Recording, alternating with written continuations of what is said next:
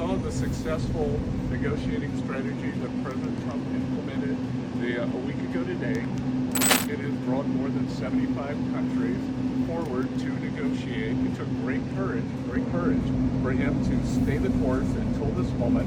And what we have ended up with here, as I told everyone a week ago, in this very spot, do not retaliate and you will be rewarded.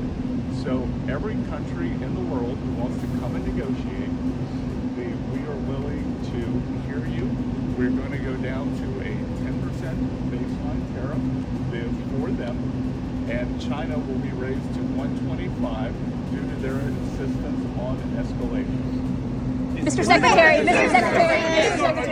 Treasury Secretary, thank you for doing this. Let me ask you three quick things, if I could, just for the sake of clarity and because the markets are open and they're wondering. First of all, Mexico and China, are they part of this 10% universal? Well, China. Mexico and Canada, are they part of the 10%? Yes. Okay. Second, given then that you have the rest of the world essentially calling it, it's not China, is this now just all about China?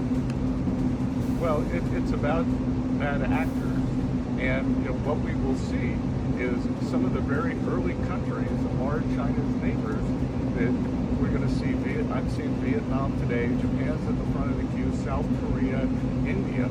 So we will see. And as I repeatedly said, and President Trump has been saying it for years, China is the most imbalanced economy in the history of the modern world, and they are the biggest source of the U.S. trade problems. And indeed, they are a problem for the rest of the world, because what we've seen is that as the U.S. announced the tariff wall last week, many of those goods have already started flooding into Europe. So as you see it now, this trade war is China versus the rest of the world. Well, I'm not calling it a trade war, but I'm saying that China has escalated, and President Trump responded very courageously to that, and we are going to work on a solution with our trading partners.